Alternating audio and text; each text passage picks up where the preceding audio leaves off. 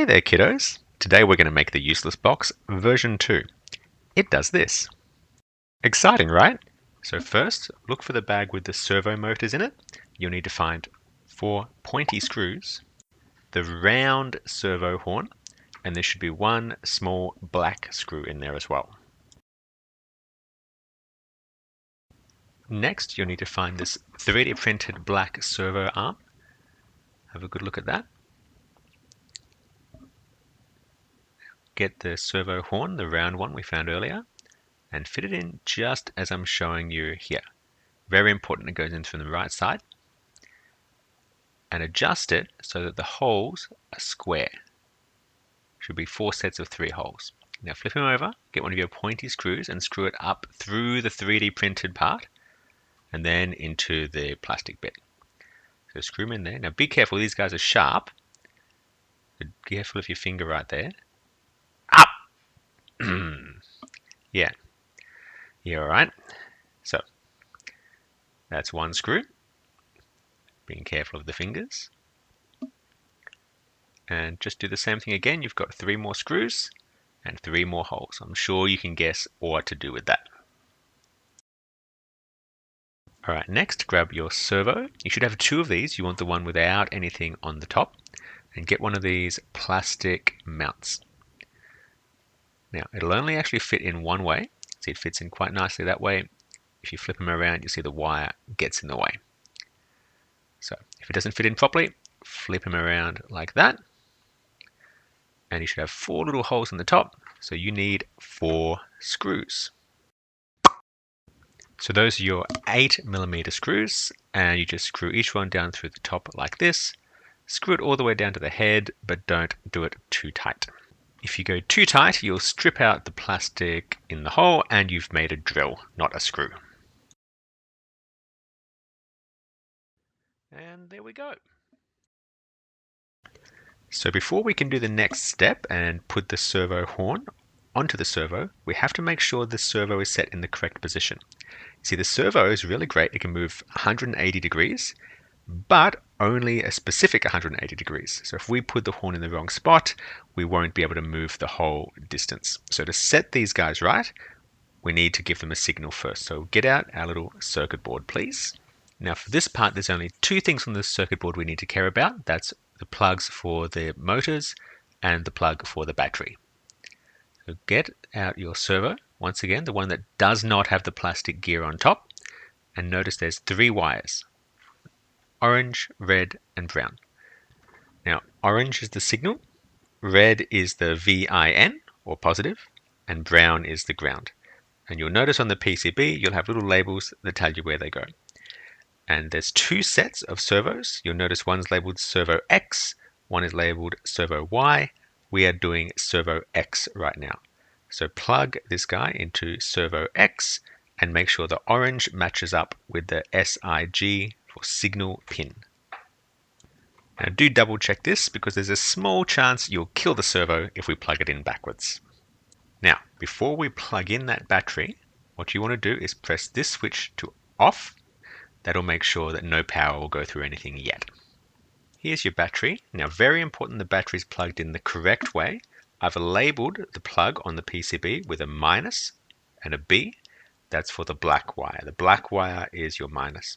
And a plus and an R for positive red wire. So very much make sure that red wire matches the R and the black wire matches the B.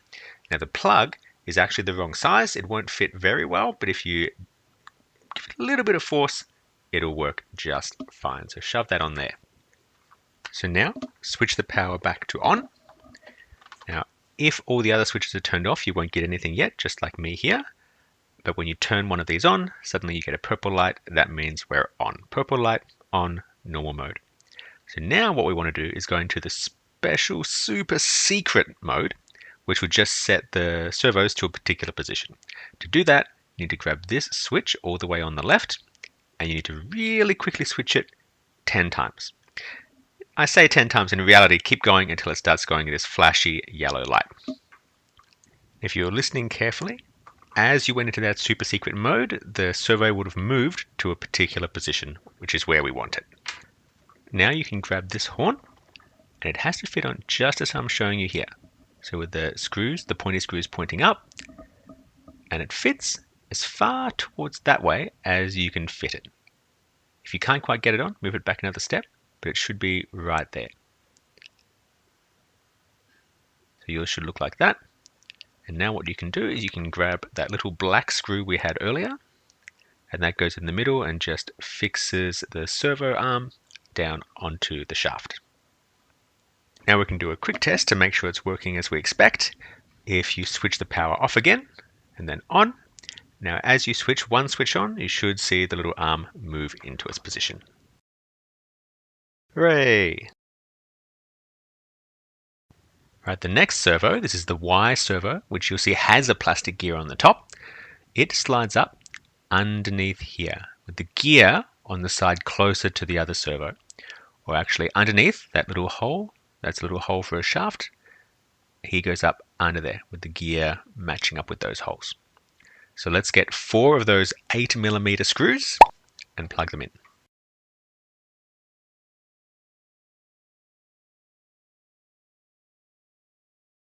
Once you've done that, you should be able to gently sweep this side to side. Gently.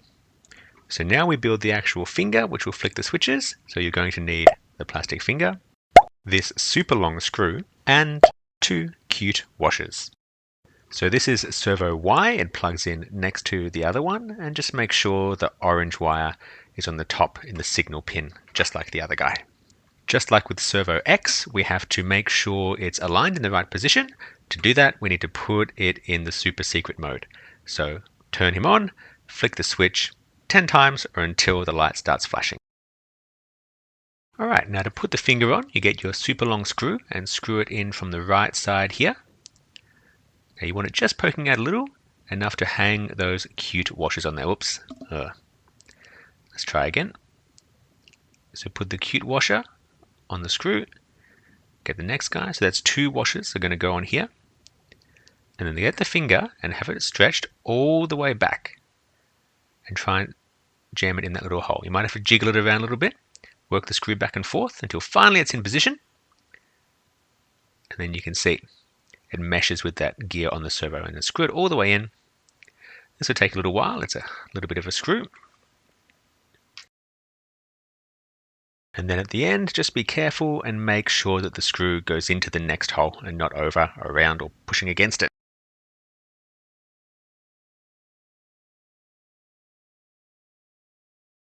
Now with that, we've finished all the electronic parts. Have a quick play with the switches, and then we'll move on to building the box.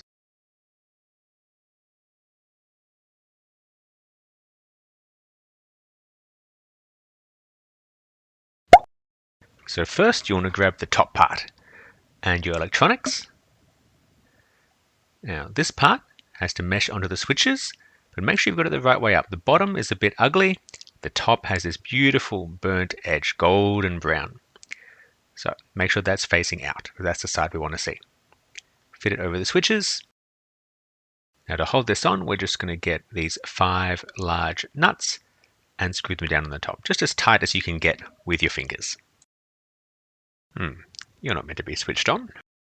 So next we grab the front piece. You can tell the front piece because it has my beautiful logo on the front. This is the top, and he just fits there like that. Nothing to hold it yet. So now grab the bottom, and you'll see one edge has 3, one edge has 2. The 3 goes towards the front. So try and slot these guys in. They might be a little bit tight, but there you go. So now get the top bit, put it back there. Now we grab the side. There's 2 sides. You want the one without the extra big hole, and it fits not like that, but around that way. It'll only fit one way, so don't worry too much about getting it wrong. Now you'll have to jig a little bit. You can use some force, but make sure the holes line up before you go all out. Jiggling's the way to go. It will fit, and there we go. Isn't that nice? Now flip him over and let's do the other side.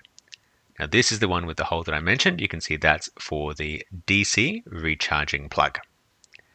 So same deal, fit him on there, wiggle him around, a little bit of force, and on he goes.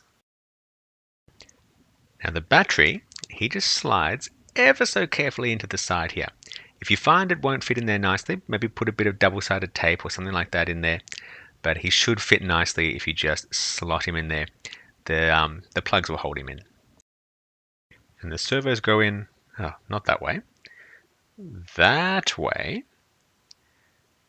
Just be careful with the wires. There's not much you can do with them, just make sure they're out of the way. Now those two holes, they need to be screwed into this back piece. So grab two 14mm screws and just pop those through the back and do your best to try and screw this plastic mount onto there. It can be a little bit tricky just to find the holes in the first place. Maybe try pushing a little bit hard or jiggling it around first.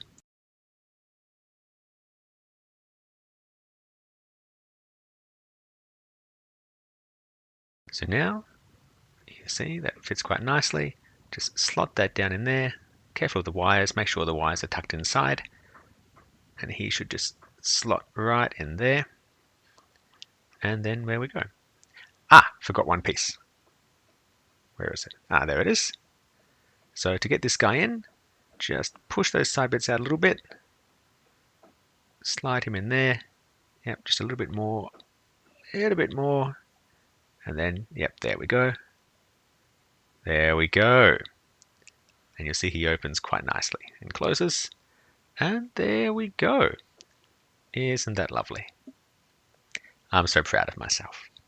Well done, kiddos. Now the last thing is just to do these screws. So we need some 14mm screws and some flange nuts. Those are the nuts with the flange. Now when you put these guys in there, it's a good idea to stick your finger inside, just like that. So when you drop the nut in, it doesn't fall all the way in. So you can't really see that's resting on my finger right now. And the screw goes into the nut like that. And just tighten him up. Once again, not very tight. Just once you feel it getting tight, then you're done. Now same thing on this next guy. Get the finger in behind so the nut won't fall through.